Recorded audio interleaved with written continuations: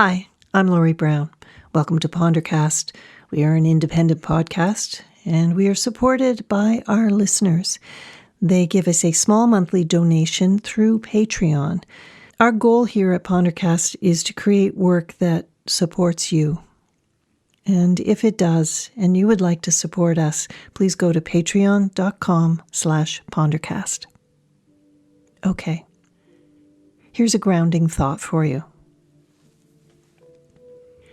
I remember back in March dreaming up a scenario where in the future we live in a perpetual pandemic, where there's a season of full lockdown every year, and how that would dictate so much about the way we do things and move around the world or not move around the world. And now that idea is feeling very much more real, yes? Think of how it's changed how, if, and when you get to see your family. I truly hope you've had a chance to see some of them. You look around and figure out who is at the least risk, who can fly, who will fly, who has the time to quarantine for 2 weeks, and where will they do it? And after all that, there is that moment when you finally lay eyes on each other in the flesh and fall into each other's arms. The hug you've been aching for months, filled with everything you felt since the pandemic began, but haven't said out loud. When I finally got to hug my daughter last month, after over a year, it was a very intense moment, and one that really surprised me.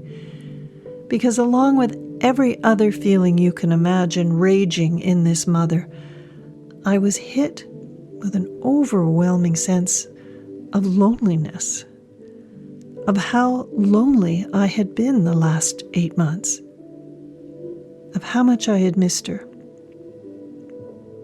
As if only now, once I had my arms around her, could I allow myself to feel that loneliness.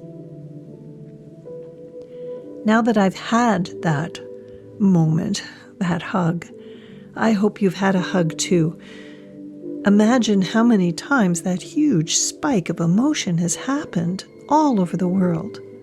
In nursing homes, as they opened up enough to bring parents and children and grandchildren together. We've never had an experience quite like this that gives us such an intense realization of what family means to us. We miss them, but it's more than that. You have to add in worry, knowing people you love are at risk. It's not only being denied the ability to see each other, but even more impactful, I think, being denied the ability to help each other.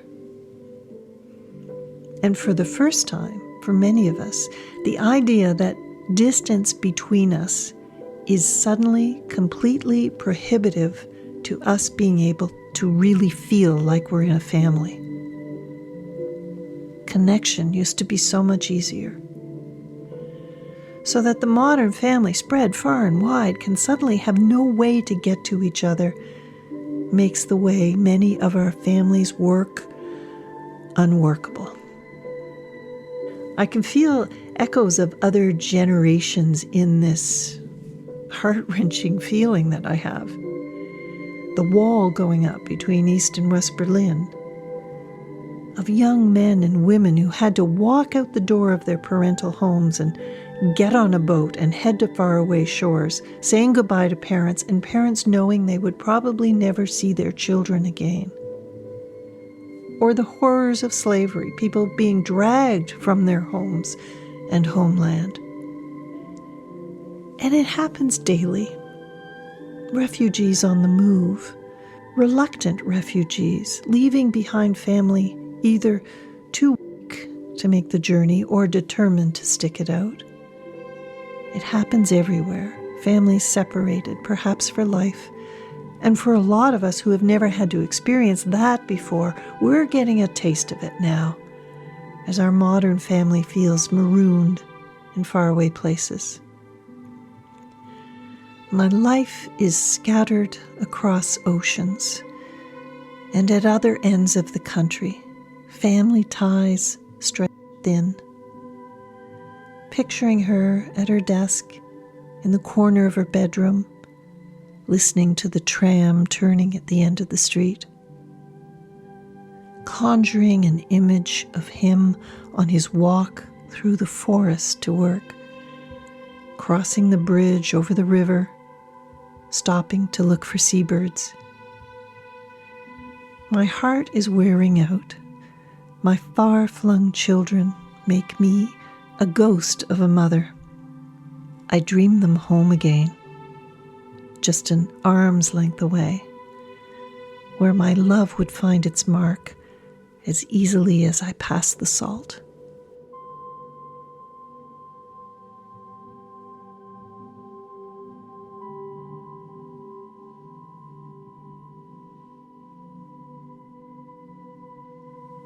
Remember being at the airport, waiting at international arrivals for family to appear, and what you felt watching all those other families and couples reconnect, and the joy on their faces when they first see each other, and how they can hardly bear that last 30 feet of separation, and then they fall into each other's arms. To stand there and watch it happen again and again it's like watching a fireworks display. We could use a channel of that right now.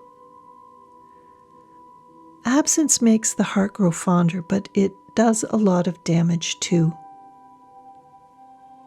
For all of us feeling and suffering this real sense of loss of family, we are the lucky ones. To know the bond of family, to have it in our lives, to feel its pull, and the luxury of knowing that it's waiting for us on the other side of all of this. Fill yourself up now with that gratitude for family, that connection that still runs in you not so far under the surface. You don't have to be at the airport to imagine that coming together. Practice it. Let it fill you up and send it out through the atmosphere with open arms.